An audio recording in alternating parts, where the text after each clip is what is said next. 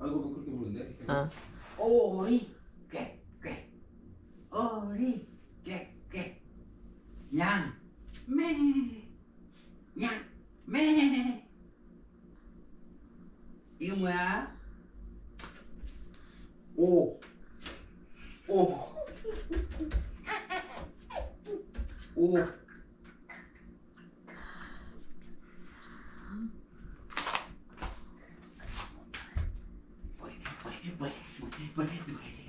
이거 뭐야? 오리. Car, 어디 있어, car? 1 2 3 4 그 다음에 뭐지? 하지마 거기다 얼굴 왜 비벼? 아, No 아파 그거. car, 어디 있어, car? Give daddy. Give daddy, car. Tayo. 가요. Tayo. You're so gigil talaga.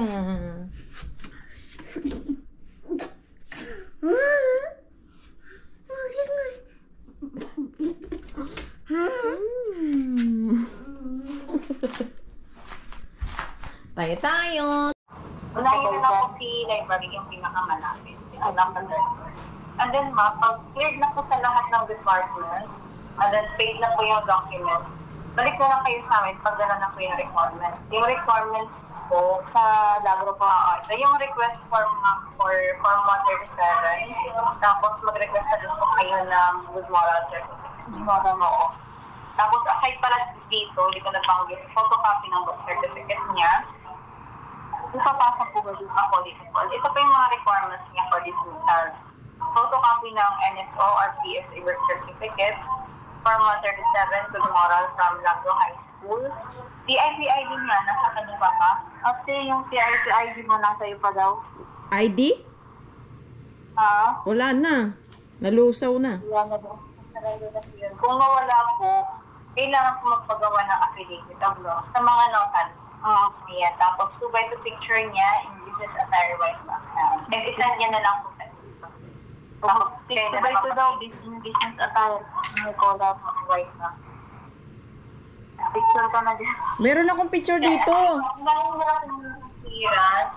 Pag natapos niyo po ngayong araw, keep niyo na lang muna, iuwi niyo na lang muna. Tapos diretso po po. Punta na po ako ng Lagro. Ako, ma'am. So, sa Lagro po muna lahat. Ako, ma'am. Sa Lagro, ma'am, yung i-request niyo, Form 137, tsaka itong good moral certificate. Okay po, Form 137. Thank you. Thank you po. Fill upan niyo na lang. Bale yung bayad po. Yung bayad, ma'am, isa po. Pag nanggaling kayo sa student accounting, i-assess po agad nila kung magkano yung babayaran. Then, proceed po sa balance. Thank you po. Thank you.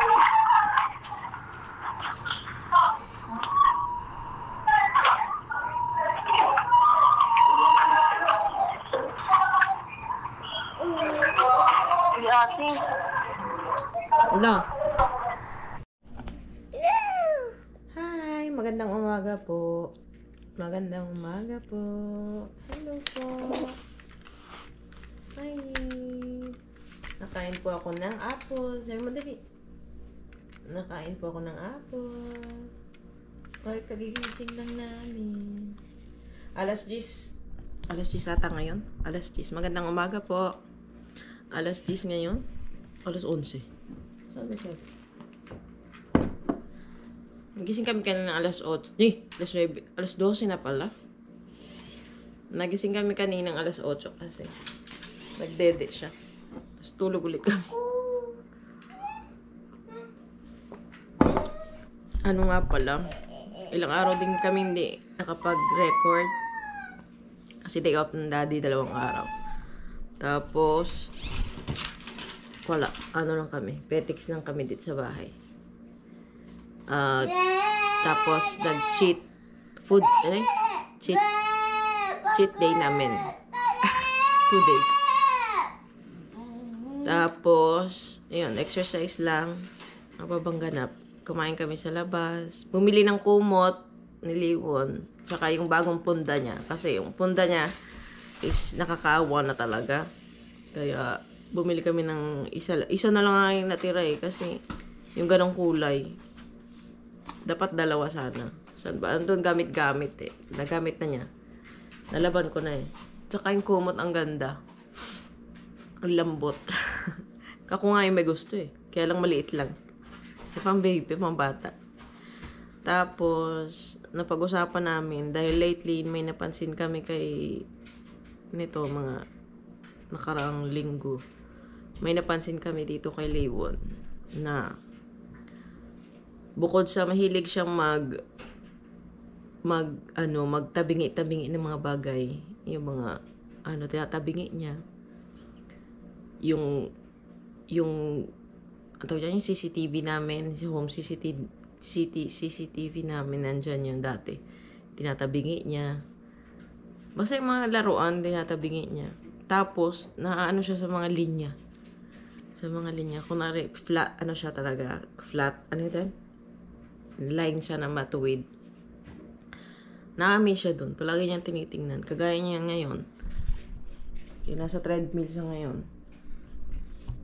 Yung may linya dyan, ayan, may linya yan. Yan ang palagi niyang tinitingnan. Talagang sinisipat niya palagi. Tapos, o kaya itong linya dito sa sofa, o kaya itong linya dito sa table, na may short pa niya. Dito. Yan. Siguro sa isang araw, mapapansin at mapapansin talaga niya. Sa isang araw. Titingnan niya. Pati nga yung ng gitara eh. Nauntog na siya doon sa kakatingin niya doon sa lining. So, medyo nag-aano kami doon. Medyo worry. Kaya, ano pa ba napansin namin? Bukod sa line. Tapos yun nga, late pa siyang magsalita, di ba? Hindi siya delayed. Kasi, alis na tayo. Sa kwarto pumunta na tayo. Hindi pa siya masyado nakakapagsalita. Gagaya siya, banana, anana. Yan. Pagpapagayahin mo siya, apple, popol, ganyan. ONG, ganyan. Pero yung siya, na kunwari, yung iano niya ko, water, mama, kunwari gusto niya water, hindi pa siya nagsasabi. O kaya milk, gusto ko ng milk. O kaya milk, mami. O kaya ganyan siya. Mami nga, hindi nga pa nagsasabi ng mami. O kaya milk, kahit milk lang. Kung gusto niya ng milk, hindi pa nagsasabi. Ang gagawin niya, iiyak lang. Iiyak. So ako nahulaan ko naman kasi. Ibigyan ko na siya. Kada iyak niya, kung anong kailangan niya, ibibigay ko. Kasi ayoko tumagal yung iiyak siya. So, hindi niya sinasabi. Kahit tinuturuan ko naman. Kunwari, you say milk. If you want milk, ganyan, sabihin mo milk. Milk, mami. O kaya water, mami. Ginaganyan ko naman. Kaya tinitingnan niya lang ako. Sabi kasi sa Google, diba? Dapat yung edad niya, ang edad niya ay 26 months. Mag-27 na siya ngayong buwan, ngayong January. Dapat nakaka 2 words siya, diba? Kunwari, give me. O kaya, milk please. Parang ganon. Nautot pa ako. Tapos, wala. So, nag-aano din si Kunyong. Sabi niya sa akin, ganon. Tapos, medyo nautot na naman ako. Ano ba yan? Excuse me po. Tapos, yun, ano pa ba? Yung sa line, tatabingin ng mga laruan. Pero ayun niya ng mga nakalinya na laruan. Hindi siya naglilinya na laruan. Pag nakita niyang inaayos ko yung laruan, kunwari pinipila kong ganyan, ganin niya. Sirain niya. Ayaw niya. Tatanggalin niya talaga. Kung hindi niya gaganyanin, wawasiwas. Kukunan niya isa-isa. Tapos, yun nga, delayed pa rin siya. Parang delayed, ina-assume ko na delayed speech siya. So, Pero nakakaintindi siya minsan sa instruction. Kunyari, gawin mo to, ganyan mo yan. Nakakaintindi naman siya. Di lang siya sumasagot kapag tatanungin mo siya. Minsan, pag nasa mood, sasagot siya. O kaya pag galit ka, alam niyang galit ka, sasagot siya. Pero yung normal na araw, sa araw-araw, hindi mo siya maasahan ng ganun. Yung sasagot talaga. May time lang. Ganun. So, pagdesisyon namin kahapon na magpapatingin namin siya sa doktor, sa sa specialist, sa mga ganyan. Kung titingnan namin kung may siya ng autism. Iba pala yun, no, sa pakiramdam pagka habang ina-analyze ko kahapon yung mga napansin namin. Iba pala yun sa pakiramdam, parang naawa ako na hindi ko maintindihan. Pero pag parang in denial pa ako kasi. Parang hindi naman, normal naman kasi sa akin kasi araw-araw ko naman nakakasama. Hindi ko naman sasabing may autism. Ang inaano ko lang, parang hindi ko siya naasahan na gano'n sa kanya. Sa bagay, sino bang aasa ng gano'n na magulang? Wala naman. Kaya lang, sa akin, parang kahit na may nakikita ko, parang dinay ko lang. Parang inaano ko lang. Ayoko isipin, parang gano'n. So yun, para matahimik na rin namin kaisipan, papatingin na ka namin. Next week ata, i-schedule. Dito sa Gunsan. So para kung may man, maagapan. Yun nga daw sabi ng asawa. Para maagapan agad habang maaga. O, diba? Alaglag. At, ayun. Yun nga lang, namin kasi medyo pricey siya. Pero okay lang. Kasi, at least para matahimik ang aming kaisipan.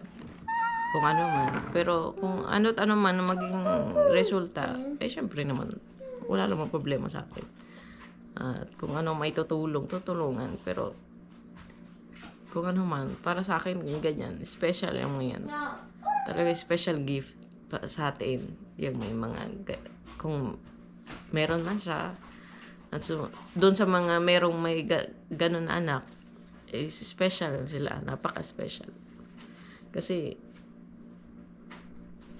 kita mo sa daming normal na tao, diba? Bilang lang sila na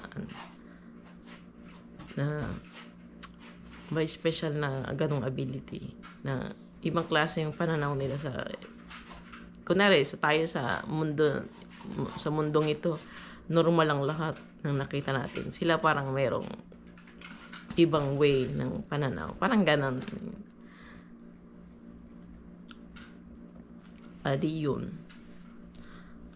di kung ano na lang kalalabasan, di pasalamat pa din at hindi sakit kung ano man, diba? Pinag-pray ko palagi na hindi magkasakit, diba? Ganun. Palagi lang healthy. Ang importante, palaging healthy. Parang, pag nakakapanood ako ng TikTok na may batang may sakit, nanghihina talaga ako. Parang hindi ko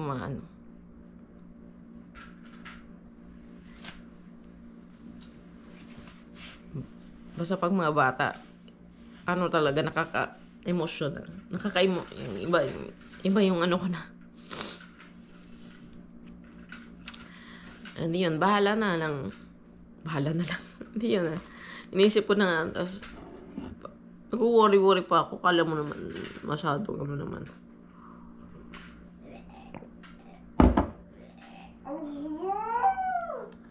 Kaya lang, syempre, di ko naman nididinay na medyo parang ewan ko yung pakiramdam ko. Hindi ko alam. Hindi ko maintindihan. Basta parang mas inaawa. Parang gano'n. Parang tanga lang. Dapat hindi naman, diba?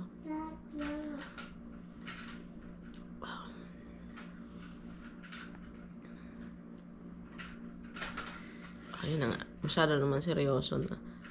Masyadong seryosong usapan. Mapunta naman tayo sa hindi masyadong seryoso. Kasi diba? Ang tawag ito, nakaka-emosyon. emosyonal, nakakaano. Basta yun.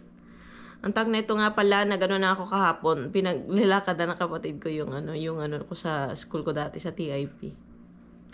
Akala ko kasi ang inisip ko talaga, grabe yung magagastos. Grabe yung sisingilin sa akin ng school. Kasi ang alam ko kasi 19,000 diba tuition. Since hindi naman ako nakapag-prelim or exam, ang siningil lang sa akin, 2,900. So yun, pinabayaran ko, binayaran niya, tapos pagkatapos siyang pumunta ng school sa TIP, pumunta siyang Lagro. Tapos, dun sa Lagro, ang kailangan daw kasi ng good moral at saka yung Form 137.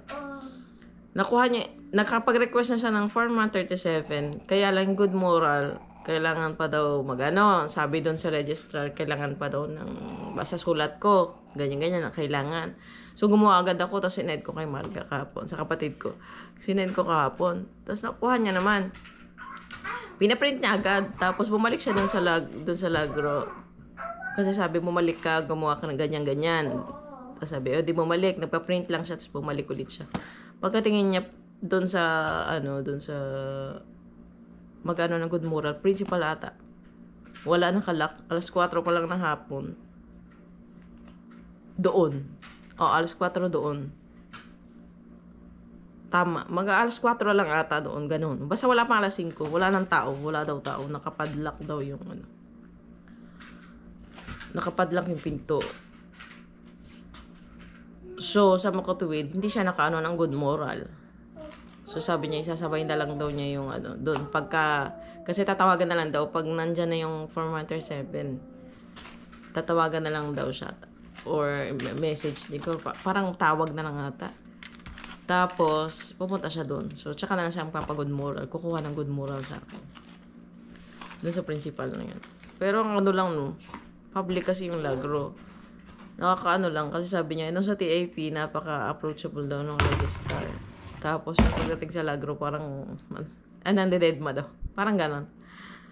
Tapos, ang wala pang alas 5, malis na. Ganun ba talaga yun? Hindi. Siguro kasi wala naman siya nung gagawin.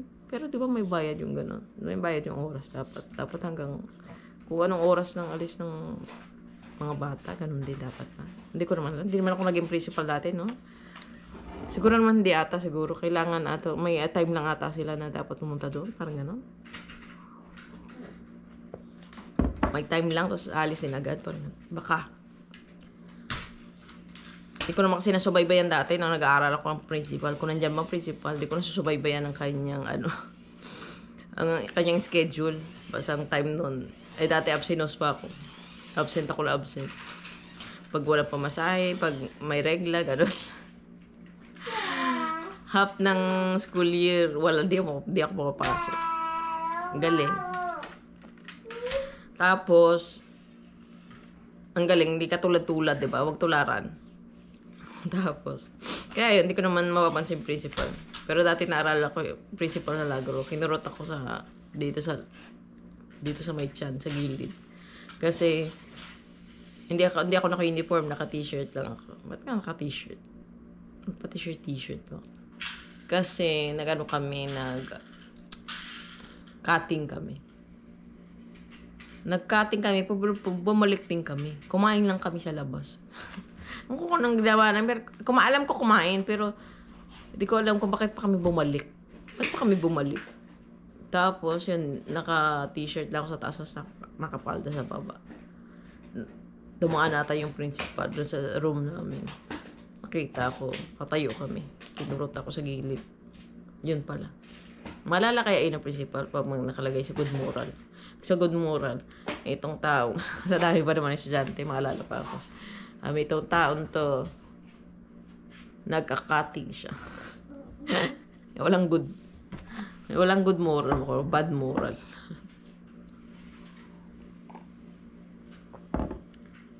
So, yun.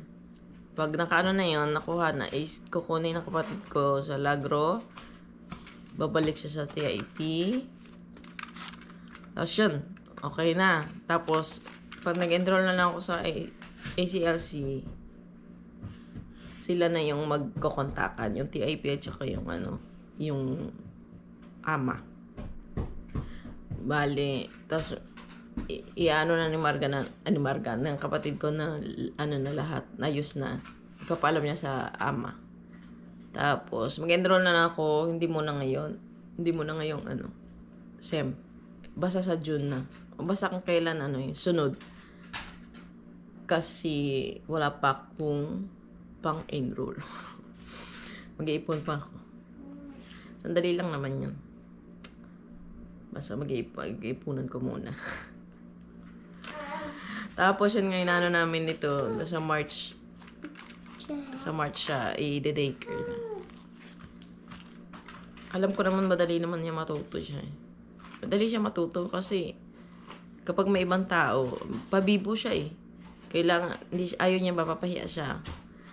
Ayaw niya yun. Tapos, ano siya. Ikaw na rin may iba. Gagayahin niya yan. Yung may ibang bata na kung anong ginagawa. Gagaya siya. Alam ko, naniniwala ako na gagawin niya. Yun siya. Yun ang pagkakilala ko sa anak ko. Tapos, basta ibibidyo ko naman yan kasi napaka-memorable yan sa akin. Bago magpasok sa sa daycare. Na-excite na ako na nalulungkot ako at the same time kasi, di ba? 2 taon kaming paganto-ganto lang sa bahay. 2 taon kaming, alam mo yun, petiks-petiks lang. Nag-aaway. Tapos kailangan, habang may, kaya ko pang magtrabaho, syempre, kailangan. Para matulungan ko rin yung asawa ko, diba? Sa mga gastusin. Ako din, para makapag-ipon para sa bakasyon namin sa Pinas. Kasi may balak ako. Naku, ang dami kong plano. Mag-Baguio, mag-Boracay. Kala mo naman. Basta plano ko, pag ako nagplano ng gano'n, kahit wala pa akong budget, nangyayari. Basta yung isip ko, yung goal ko, yun, gano'n. Palagi ko nang-isip, gano'n, gagawin ko. Gano'n talaga mangyayari. Gano'n nga. Gano'n, ewan ko, ever since gano'n talaga yun. Nangyayari talaga yung mga pangarap, mga ko goal. Kasi hindi naman siguro gano'n kataas. Yung parang yung malapit sa realidad. Gano'n. So yun ang goal ko. Makapagpasyal kami, maipasyal ko sila sa Baguio, sa Boracay. Kami lang. Tapos, dun sa may beach, dun sa beach ng kapatid ng asawa ng kapatid ko. Tapos sa baba, bibili ako ng tent. Yun. Tapos pabibinyagan ko po sa Liwon doon siya mag-birthday, ganon. Yun. Tapos pabiblessingan ko rin pala yung bahay namin. Kasi tagal na nun. 2017 pa yun. 18, 19, 20, 21, 2, 3. O diba, 6 years na. Hindi pa namin, doon na sila nakatira, hindi ko pa rin napapablessing. So, kasi, mayroong daw yung kapatid ko doon sa bahay. May 2 kwarto yung bahay namin, isang CR. 2 kwarto sa taas, yung CR sa baba. Doon siya sa isang kwarto, doon sa mas maliit, doon sa medyo malaki na konti, doon naman yung sila nanay, tsaka 2 anak niya. Noong mga unang daw, di ba napakwento na ng multo, daming di ba, malapit na maloobat. Eto, basta yung daw, napalipat siya bigla, doon sa kabila, doon sa mga bata, kanila nanay, kasi, nung nagsasound trip daw siya, nung gabi na daw yun, nagpa-music daw siya. Di nag-music. Tapos, maya-maya, parang may bumulong daw sa tenga niya, sabi daw, pakihinaan. Sabi, hindi ako masyado naniniwala. Pero sabi ng kapatid ko, totoo nga daw, daw siya talaga eh. Boses si babae daw. Sabi, pakihinaan. Tapos, pagkarinig daw niya yun, tumakbo daw talaga siya, tapos doon na sa kabilang kwarto, natulog, di na bumalik. Kaya sabi ko, kailangan na siya talaga ipa-bless. Sabi ko nga, dapat sinagot mo. Okay.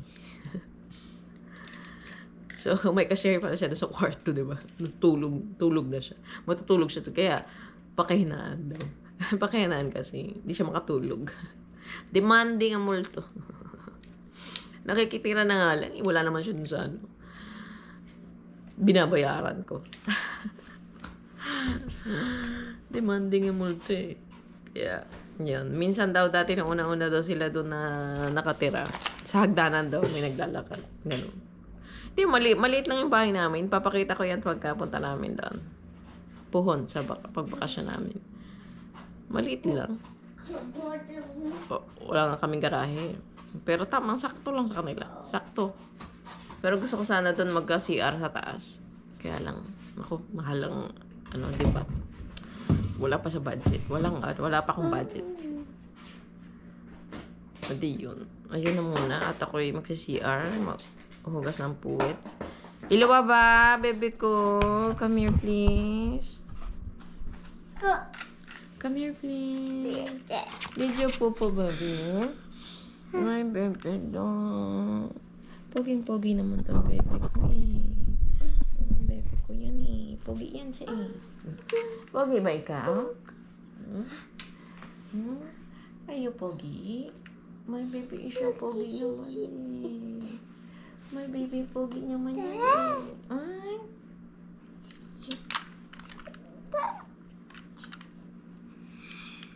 Di popo na. Ay, shit. Banana. You say banana. You say Hannah, hi. Bye-bye. Panira ako kami. Dede. Bye-bye ba yun? Day-day. Day-day. Day-day. Sabi niya. Bye-bye yata yun. Tapos nagbilang 1, 2, 3. Naku, may talent na pala yan. Basta yung sa 5 little ducks. Kaya niya nang kumanta kaya niyang ng kamay ko lang. Siyang kinakanta niya. Sa isang kamay ko. O bukas ko na ipapagawa sa kanya. Kasi ako talamay talaga eh. Ba't hirap? Ganyan talaga, no? Pwede namang paganyan. Para hindi mahirap. Wala pahirapan ko yung sarili ko eh. Tapos, hindi pa naman magandang anggulo dyan. Kala mo may magandang anggulo. At least yung liwanag nandito. Wala ka talaga eh. Hindi ka marunong humanap ng anggulo eh. Kita mo naman, pinapahirapan pa yung sarili. Pwede naman pala ng ganito.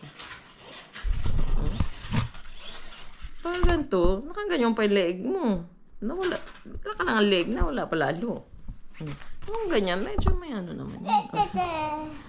Minano yung sarili, kinakausap. Sige na nga. Babay na muna at kailangan maghugas ng puwet. Maghugas ng puwet. At ako'y mag-jabs din. Bye-bye. Maraming salamat po.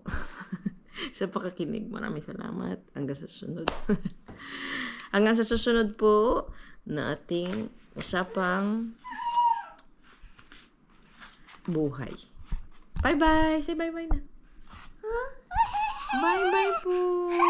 Bye-bye.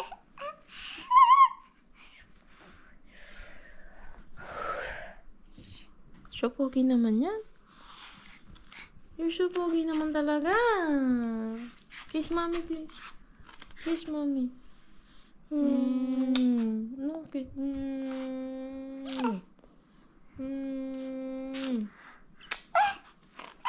Yay!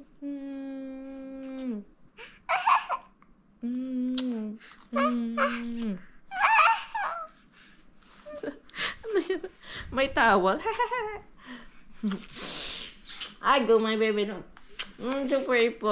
Namakyawa.